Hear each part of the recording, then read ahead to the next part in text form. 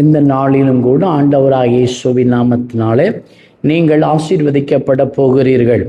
ஆண்டவராகிய இயேசு உங்களை பார்த்து சொல்லுகிற வார்த்தை, வழி இல்லையே என்று நினைத்த இடத்தில் இயேசு வழி திறப்பார். வழி இல்லையே என்று நீங்கள் நினைத்த இடத்தில் இயேசு வழியை திறக்கப் போகிறார். ஏசாயா தீர்க்கதரிசன புஸ்தகம் 43வது அதிகாரம் 19வது வசனம். இதோ நான் புதிய காரியத்தை செய்கிறேன், அது இப்பொழுது தோன்றும், நீங்கள் அதை அறிவீர்களா? வனாந்திரத்தில் வழியையும் அவாந்திர வெளிகளை ஆறுகளாகியும் உண்டாக்குவேன் என்று ஆண்டவர் சொல்கிறார். இஸ்ரவேல் ஜனங்கள் வனாந்தரத்தில் நடக்கும்போது அவர்களுக்கு வழி இல்லாத இடமாக அது இருந்தது. அதில் ரோடு வசதி இல்லாததாக இருந்தது, தண்ணீர் வசதி இல்லாததாக இருந்தது. வழி இல்லாத இடத்திலே நான் வழியை உண்டாக்குவேன் என்று ஆண்டவர் உங்களை பார்த்து சொல்லுகிறார்.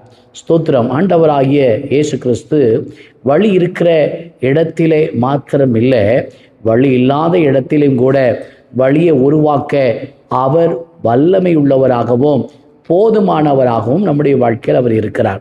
நம்முடைய வாழ்க்கையில் சில நேரங்களில் கதவுகள் திறக்காமல் இருக்கிறது போல இருக்கலாம். எல்லா முயற்சிகளும் உங்கள் வாழ்க்கையில் ஒருவேளை தோல்வி அடைந்திருக்கலாம். மனிதர்கள் உதவ முடியாத சூழ்நிலையில் நீங்கள் இருக்கலாம்.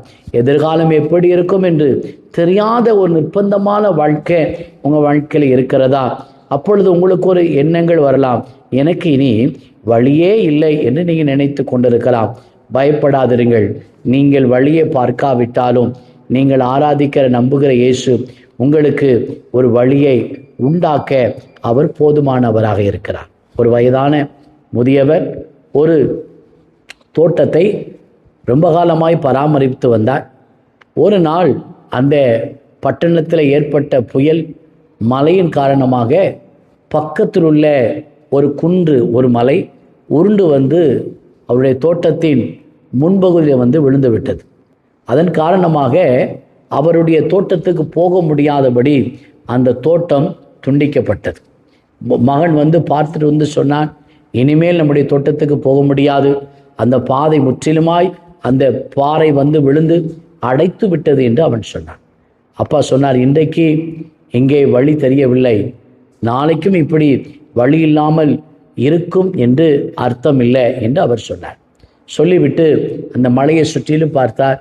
அந்த மலை, அந்த குன்று, அந்த பாறை சுற்றிலும் அந்த மண் கொஞ்சம் மெதுவாக இருந்தது, மேன்மையாக இருந்தது. அந்த மண்ணுகள் எல்லாம் அவர் சமமாக்கினார். அதில் கிடைக்கிற கற்களை எல்லாம் அவர் பொறுக்கினார்.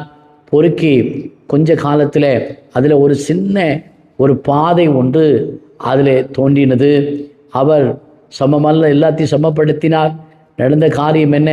கொஞ்ச காலத்தில் அது ஒரு நல்ல ஒரு நடக்கக்கூடிய பாதையாக அது சில வாரங்களிலே மாற்றப்பட்டு போயிற்று.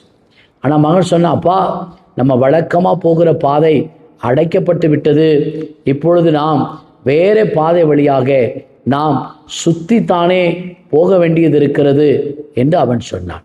அப்பொழுது அவர் சொன்னார், நம்முடைய பழைய பாதை மூடப்பட்டாலும் நம்முடைய லெக்கு மூடப்படவில்லை என்று அவர் சொன்னார். சில நேரங்களில் தேவன் நம்முடைய பழைய பாதையை ஒருவேளை அடைக்கப்பட அனுமதித்திருக்கலாம், ஆனால் நமக்கு ஒரு புதிய பாதையை ஆண்டவர் வைத்திருக்கிறார். தேவன் நம்மை பார்த்து சொல்லுகிற ஒரு வார்த்தை, உன் பாதையை அழிக்கவில்லை, உனக்காக வேறு பாதையை நான் உருவாக்கியிருக்கிறேன் என்று ஆண்டவர் நம்மை பார்த்து சொல்லுகிறார். நமக்கு தெரிந்த பாதை ஒருவேளை மூடப்பட்டிருக்கலாம், வழக்கமாக நம்ம கடந்து போன பாதைகள் மூடப்பட்டிருக்கலாம்.